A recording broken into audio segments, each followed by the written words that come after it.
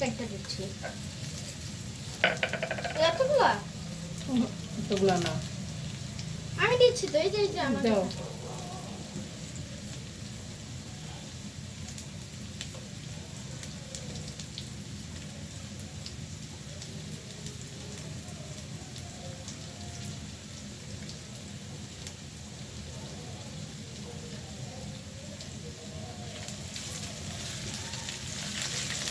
আদা লাগবে না?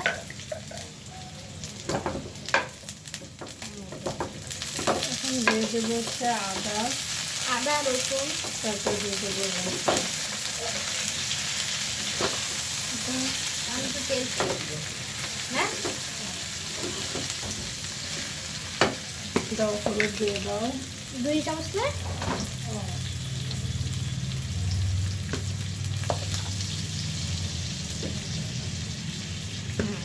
মরিচ 2 চামচ, মরিচ দিয়ে দাও। 2 চামচ না? হ্যাঁ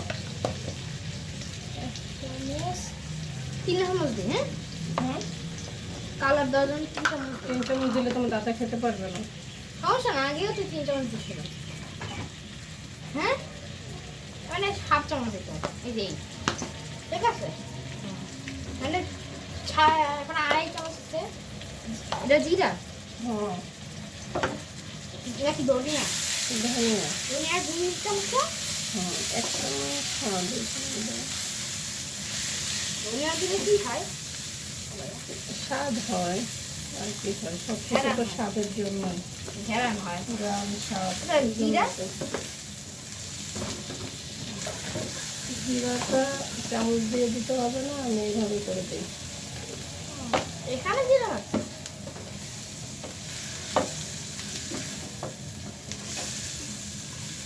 সেই যাচ্ছে না, চলো সস বা ওয়েস্টার্ন সস পানি দিলে তেল সেটা কমে যায় না? হ্যাঁ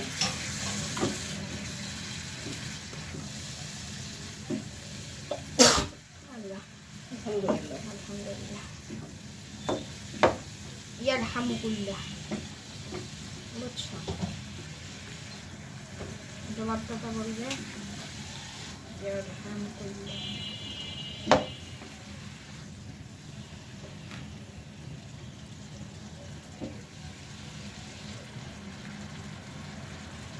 এগুলো কি ময়লা, ময়লা? মানে চিংড়ি মাছ ধরতে গিয়ে সব ময়লা আসছে। হ্যাঁ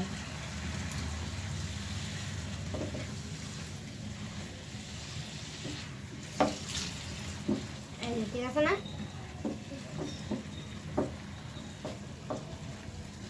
আলু তো আছে, আলু আলু কেটেছি, ঠিক আছে দিয়ে দিই। দিয়ে নেই।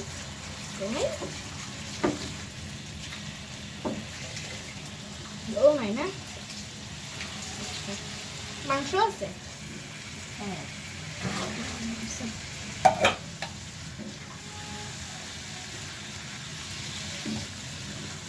দেখি একটা লং ভিডিও। লবণ দিয়ে ছেড়ে দেবো।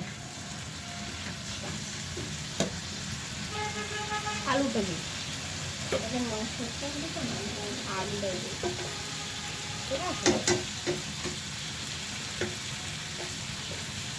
এই,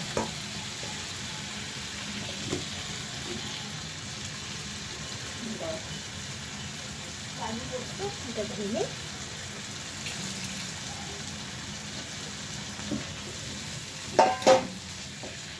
এই আলুটা একটু নাড়াচাড়া করে নিই।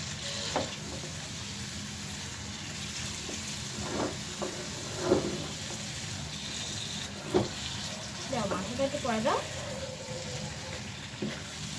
ঠিক আছে।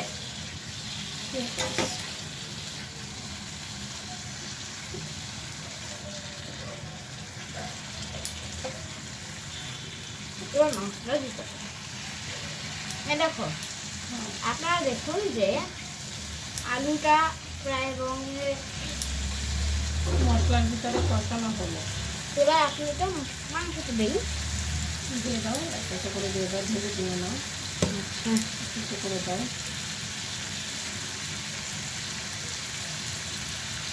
হ্যাঁ তো রান্না করে দিয়েছি।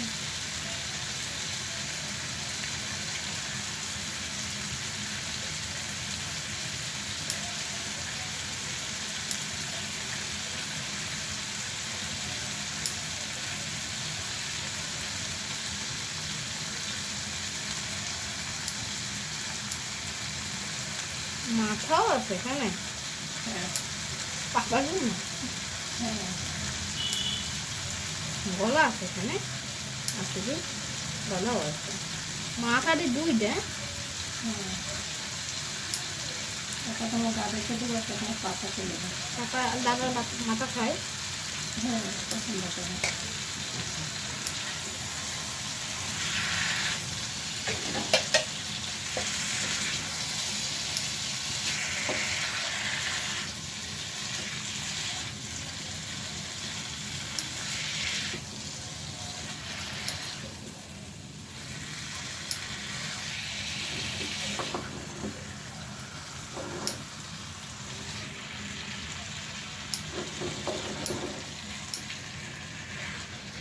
লাম সব আছে না? হুম কয়টা লাম? চাই নাকি দুই? আটটা। এইটার মধ্যে 2টা করে লাম। হুম, 8টা লাম।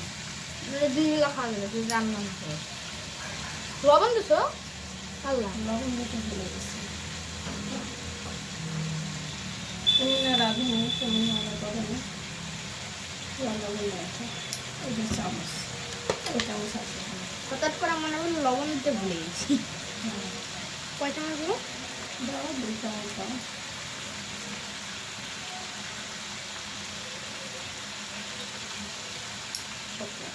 লবণ ছাড়া প্রত্যেকটা তরকারি স্বাদহীন মনে হয়। এই জন্য লবণের গল্পটা জানো? কি? লবণের গল্পটা কি তুমি জানো? লবণ নিয়ে একটা গল্প আছে। কি? লবণ নিয়ে গল্পটা হচ্ছে, একটা রাজার 2টা বউ ছিল। না রাজা না, সরি, একটা রাজার 3টা মেয়ে ছিল। ও বুঝছি। বলো গল্পটা বলো। 3টা মেয়ে ছিল, ওই 3টা মেয়ের মধ্যে একজন বলছে চিনির মতো ভালোবাসি কাকে? রাজাকে। হ্যাঁ, বাবা একদিন পরীক্ষা করলো যে কে তাকে ভালো মতো ভালোবাসে। কে তাকে বেশি ভালোবাসে। হুম। একদিন রাজা বলল, আজকে আমি পরীক্ষা করবো যে কে আমাকে বেশি ভালোবাসে, কিরকম ভালোবাসে। কে কীরকম ভালোবাসে আমাকে।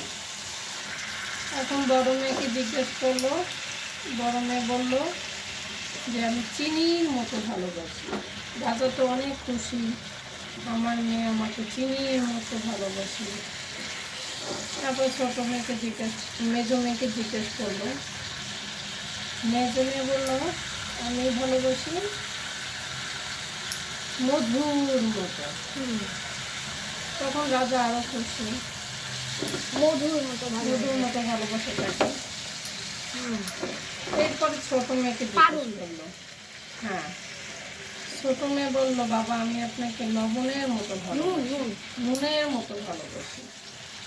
তখন তো রাজার অনেক রাগ হলো, রাগান্বিত হলো, বললো যে একে বনবাসে দিয়ে দেবো, আমাকে এত কম ভালোবাসে, একে বনবাসে দিয়ে দেবো।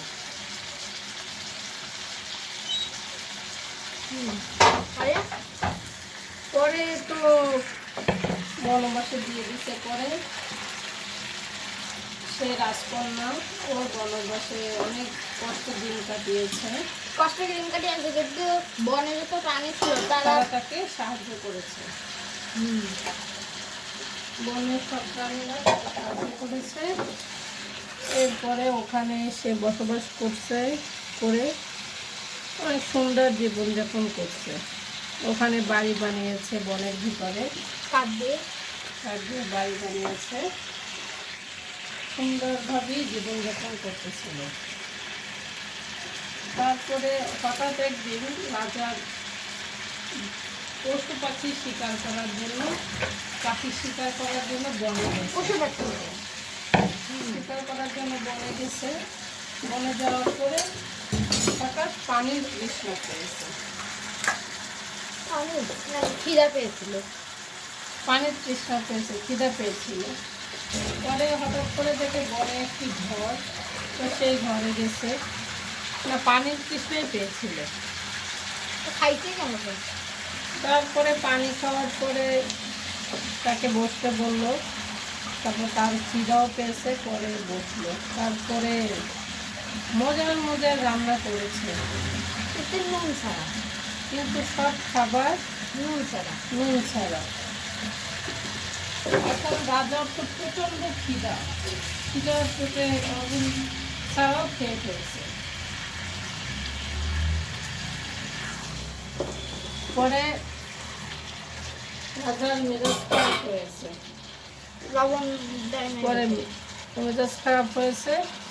এরপর ডেকে বসে যে এই রকমের লবণ ছাড়া খাবার কি খাওয়া যায়, এরকমের রান্না কেন করছে?